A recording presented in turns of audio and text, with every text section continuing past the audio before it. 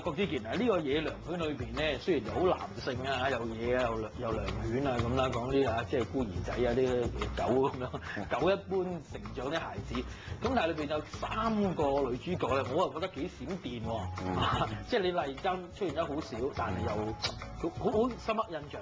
係嘛？另一個就邵欣欣做過阿嫲啦、阿婆啦嚇，咁另一個就林苑。喂，你哋點樣去話俾譬如揾阿李麗珍嗰個角色係點樣揾佢？你係真係因為最初就要揾一個咁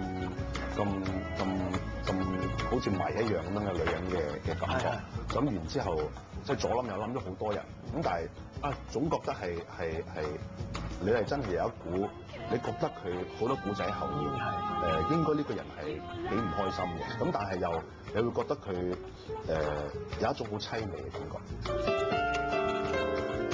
咁林苑就係又係之前我見過好多女仔，咁然之後後尾志偉就提議就係話，咦不如試下叫林苑啦咁啊！咁嗰陣時佢原本又唔係見喺我部戲，就係喺公司嘅另一部戲嗰度 casting 緊。咁然之後我喺個窗嗰度係咁以即係喺個罅嗰度望一望佢，話咦佢幾唔同喎！即係我同我之前喺可能睇江湖啊剩啊嘅時候見到佢嗰陣時，以為佢好活躍，咁原來咁鬼陰陰沉沉一個人。咁我好中意我好中意呢種女人嘅感覺。講多句都費事有顏嘅。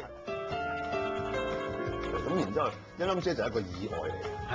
咁原先咧我就即係諗係一啲好係呢類型嘅。好典型嘅，好愛心爆棚嗰啲揾嗰啲奇英老國啊。係啦。咁嗰陣時，但係我劇本已經裏邊係寫，其實係話呢個婆婆係好似巫婆一樣咁恐怖嘅表現。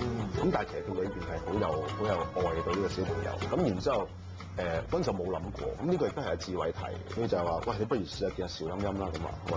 喂，邵欣欣我話我淨係好耐之前睇過佢嗰啲做阿沙膽英嗰啲咁嘅啫喎，咁跟住然之後近期我就睇彭浩翔嘅猛拍人裏邊見到做個好潑辣嘅台灣婆，咁我得唔得㗎？好恐怖嘅，已經 get 佢嘅感覺。咁然之後我就去佢屋企見阿欣姐，咁啊欣姐之前已經睇咗劇本嘅，咁然之後佢嗰日咧就係你知欣姐都平時都好濃，即係佢濃妝。好隆重嘅，因為佢好尊重每一個場合。咁嗰日去見佢嘅時候，佢係完全冇化妝，咁然之後連頭髮都冇乜點染。咁然之後同佢傾偈，佢就話：我想俾你睇我真嘅一面。咁我一見到佢之後，我已經話：哇！我話正啊，成屋都係狗嚟嘅，成屋都係狗，好有愛心嘅一個人。咁然之後，即係你會喺我同佢傾幾個鐘頭。咁你喺呢個過程裏邊，你會見到喺佢一個好似好惡嘅樣，或者係一個平時你覺得佢好潑辣嘅一個感覺裏邊，原來佢有一啲好柔情嘅嘢喺度。咁然之後，你一見到佢，你就覺得呢個人係你想要嗰個人。咁同埋，你會覺得佢 handle 到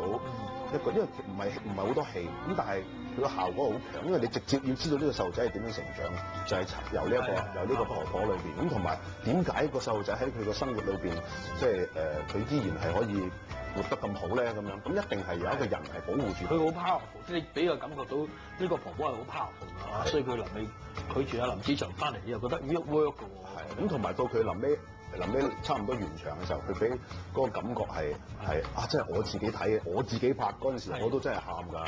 不過觀眾睇嘅時候，睇下佢哋有咩感覺咯。喂，咁我小朋友咧都大膽話，小孩與狗啊唔掂得㗎。咁你仲第一步揾個小朋友，咁你初諗嘅時候有冇發覺？咦，太順會驚唔會咁順利嘅咩？我唔會㗎，其實呢個細路仔揾咗好耐。呢個細路仔係我又去過上海，又去過北京，跟住又去過香港，揾咗好耐都揾唔到。咁嗰陣時甚至乎連醫生都 OK 晒啦，臨拍啦，都仲未揾到個細路仔，唔通因為個細路仔而收我檔咁樣。咁跟住然之後就好彩我個副導演就喺廣州啊、深圳嗰度有啲聯繫，咁佢就自己走上去就揾咗幾個細路仔俾我睇。咁然之後。因為其實好多細路仔我都見過㗎啦，咁已經再冇咩新鮮度。咁突然間呢個細路仔已經唔講出聲㗎喎，咁但係佢個眼裏邊好似成日有啲好鬼死嬲你哋班人嘅，點解咁嬲啫你？咁但係個樣係靚仔仔咁樣。咁然之後就我對於呢個小朋友有個特別嘅感覺。咁跟住於是乎真係上去見佢。咁然之後我見每一個都叫佢喂試下唱首歌嚟聽下，或者去表演下啦咁樣。咁佢歌又唔肯唱，佢嘢又唔肯做。咁然之後咧，咁我於是乎就諗咗件默劇俾佢，就叫佢拖住我副導演，你當爸爸而家突然間瓜咗柴喺個街嗰度，你做場戲俾我睇啊！我點解知佢幾好做得？竟然個膽做，竟然做到喎！咁然之後，於是乎就好大膽地試下用佢。咁拍嘅時候都唔係冇難度嘅。咁但係呢個細路仔因為本身佢好曳，佢其實好百厭。咁然之後又同其他嗰啲做臨時演員嘅小朋友咧就好唔掂啊，打到飛起啊，直情係打到有一場好似戲裏邊已經打到飛起，咁嗰啲細路仔嘅媽媽就個走嚟嗰嚟告狀，就話呢個小朋友點，咁我就哇，咁我覺得呢條細路仔掂啊，呢個細路仔即係直情就係啦咁樣。有幾場啲感情戲個小朋友都要做㗎嘛，難度高唔高？嗰度就最難係其實個小朋友後尾同阿 Eason 分開嗰場，要喊嗰場比較難。咁嗰場就其實拍咗好耐佢都喊唔出。咁然之後後尾就係即係呢啲咁嘅揦大招咧，都係叫個媽媽揾個褲地洗開媽媽先。咁跟住然之後阿 Eason 就企喺我後邊。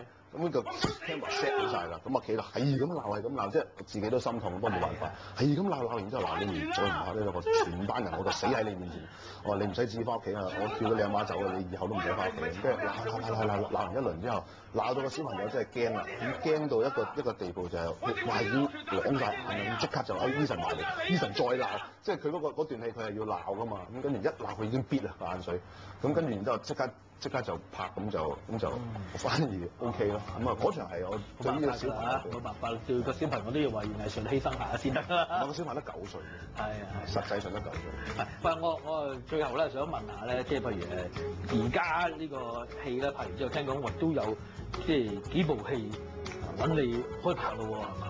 係有冇新嘅 project？係有一個新 project 係跟住都係喺美亞嗰度拍嘅，就係呢個有個戲叫青苔。